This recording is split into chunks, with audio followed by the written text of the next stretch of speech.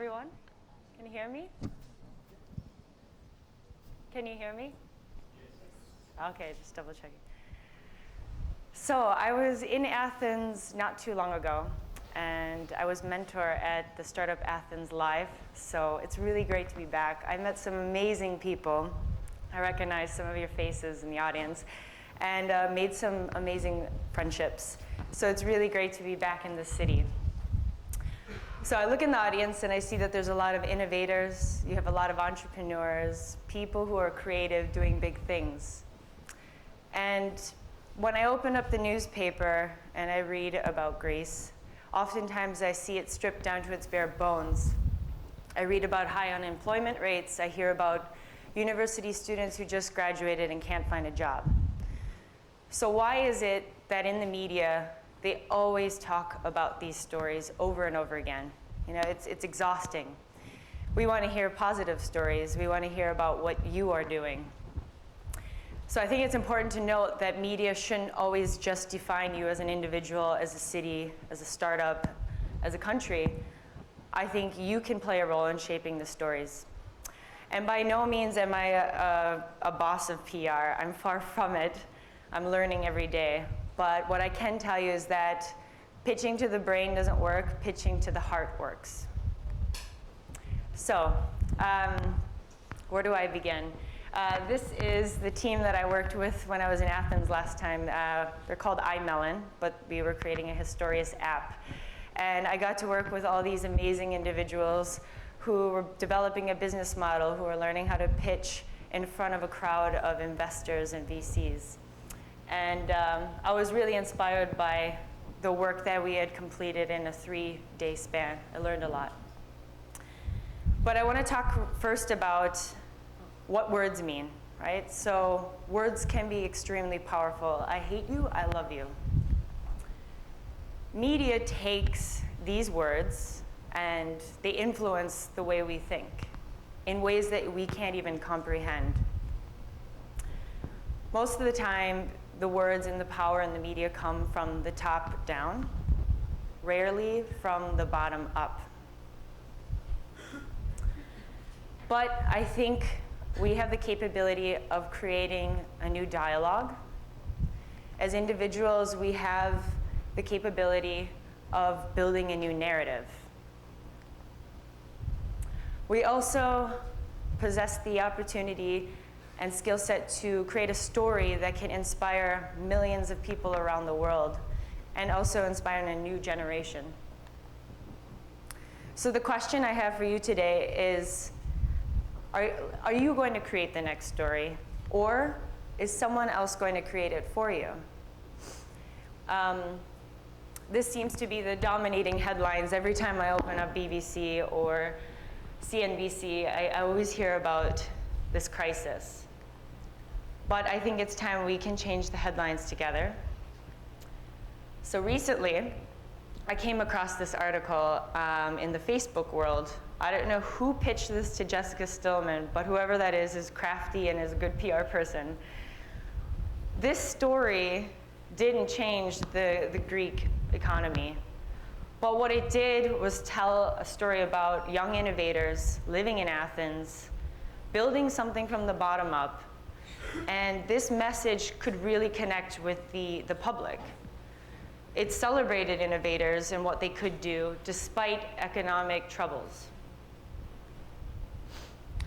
Last year when I was in Berlin, I was working for a company called Six Wunderkinder. Maybe some of you have heard of it. If you have heard of it, I'm doing my job.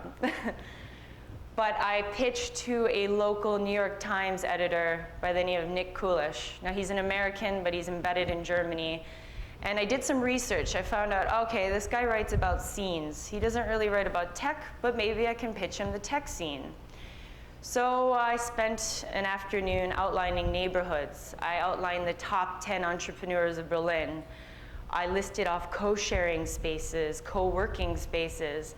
I even went down to the details of coffee shops where I knew developers were programming until the late hours of the night. So I spent some time building up this story. And then, of course, I crafted a narrative. I talked about the different stories that were happening within startups, how they were building great companies, how they were attracting international talent from all over the world, and why this is important to Germany, and why it builds jobs and builds a stronger economy. 2 months later, he wrote back. He said, look, let's do the story. Thanks for pitching. So it's just an example of what you could do and possibly pitch to a local journalist from New York Times here in Athens. So PR, why? Why do startups focus so much on getting PR? It makes sense. Every day we hear about a new company, a new investment round, a new technology that's developed. But how, as a young startup, do you get noticed, and why? So, first off, it can be one of the biggest drivers to building a large user base. People will read about you, and then they'll go to your platform and check it out. Secondly, it can really attract international investors abroad. When I was working for 6 Wunderkinder, I talked to one of the investors from Atomico, and they said, yeah, you know, I read about you in a news article. Did some research, found out some more, and here we are, having a meeting. So it definitely can play an effect into that. Thirdly, it can make you become an opinion leader. You know, why just have a startup in a company? Why don't you talk about how your startup is having impact on the industry at large? But the obvious, right? You should always focus and put your hardest work into building the best company you can with the best product. Because those are the companies that always get the headlines, right? The most innovative startups repeatedly get mentioned by media. If I live in Shanghai and I want to read about the Berlin startup scene, I swear to you, 1 out of 3 times I read about SoundCloud. SoundCloud's one of the most successful companies to come out of Berlin. They've been around for 5 years. They've got 12 million active users, but they've become the poster children for the Berlin tech startup scene. They are the opinion leaders. People always reference to them anytime they do an interview with a non-tech journalist. So, pitching to journalists. This is the biggest challenge. You really have to know what you're selling to the public, right? Because a lot of people are non-techs too, but they're starting to use more and more platforms that are online. So what you need to do is build your value-driven message. And this is the biggest challenge for entrepreneurs. It takes time. You can't rush into it. You have to sit there. You have to keep working on your messaging and then hone in on exactly what your company or what your product's striving to do. Along the way, you should differentiate yourself from your competitors. Explain why you're better, or why this is a more interesting technology. In the end, articulation is everything. Of course, when you're pitching to a journalist, you should also make sure that you're newsworthy. So just because you exist doesn't mean you should be in the news. You should talk about the key stories within your company. So one, for example, could be if you raised a major rounding fund, right? Or if you are rolling out a new product feature, or if you are rolling out into a new platform, that's news. High traffic that brings in users. If you have 4 million active users, that's news. That's big. That's a huge accomplishment you should share. If you want a big award, that's also fantastic. But make sure that when you do craft your story and your pitch to a journalist, that it's done right and that you take time. Please do not blast out emails through MailChimp to 1,000 journalists with a generic message. That it doesn't work that way. You have to sit there and really figure out what the journalist is writing about, what area they're covering, and is your company and product perfect for that audience? That's when you know you'll get the story.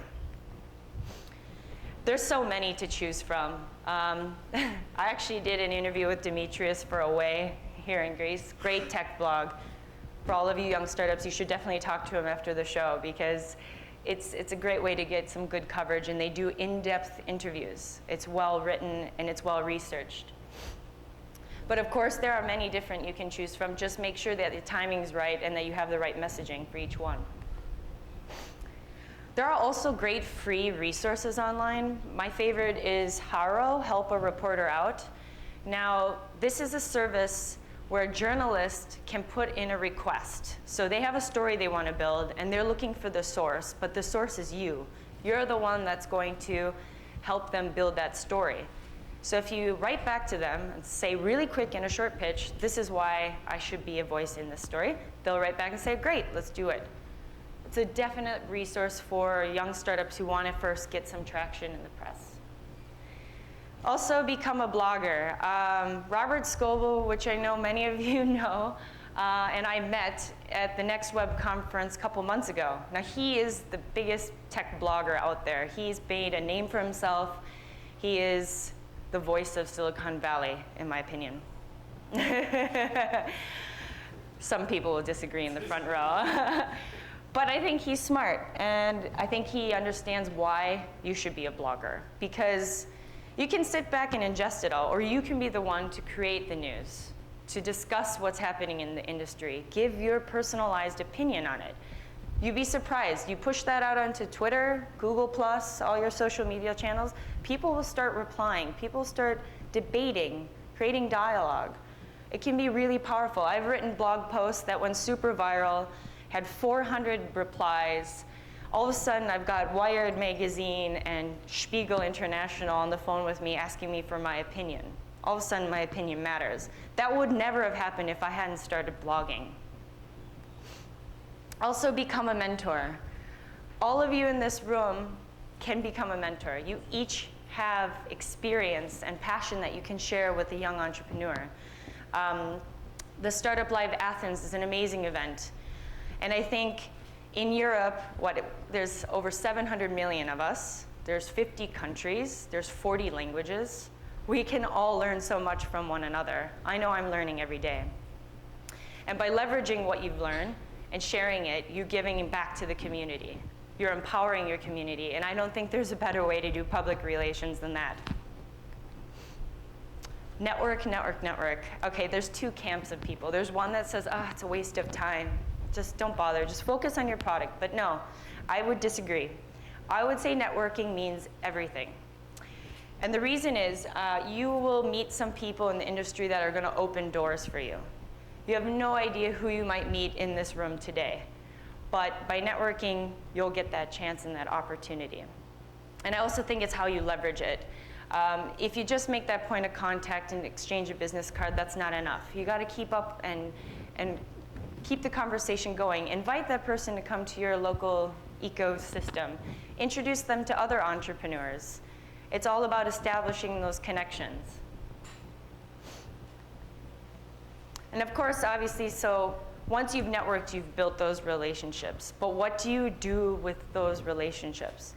And I think this is where it can be powerful. And this is what I see happening in Berlin right now, is that you've built that community, and once you have that community, you can start crafting a powerful message together. You know, PR can be much more than just driving users to your product and your company. It can also be about inspiring a whole generation of innovators. So if you start writing pieces and pitching them to the press and talking about what is happening here in Athens or Greece as a whole, and say that there are these amazing creative innovators, share those stories and craft one together. All right. So I love this quote. All great changes are preceded by chaos. If you were to go out on the street right now and you'd ask a stranger, tell me what you think about Greece, how would you reply? Well, I would reply by saying Greece is innovating. Greece is establishing entrepreneurship. I can see that here today. I could see it last time I visited. I don't listen to the media. I don't believe in what they say. Every day I open up the newspaper or turn on the TV, it's just propagating negativity. It doesn't lead us to any good. So I think this is the best time now to change public perception and to provide hope and inspiration for young people. And I know that each individual in here can do that by writing a story and pitching it to the press, because they will write about it. Just make sure that you craft it with conviction and honesty. So in the end, does Greece have a recession? No, it has a fresh beginning. Thank you.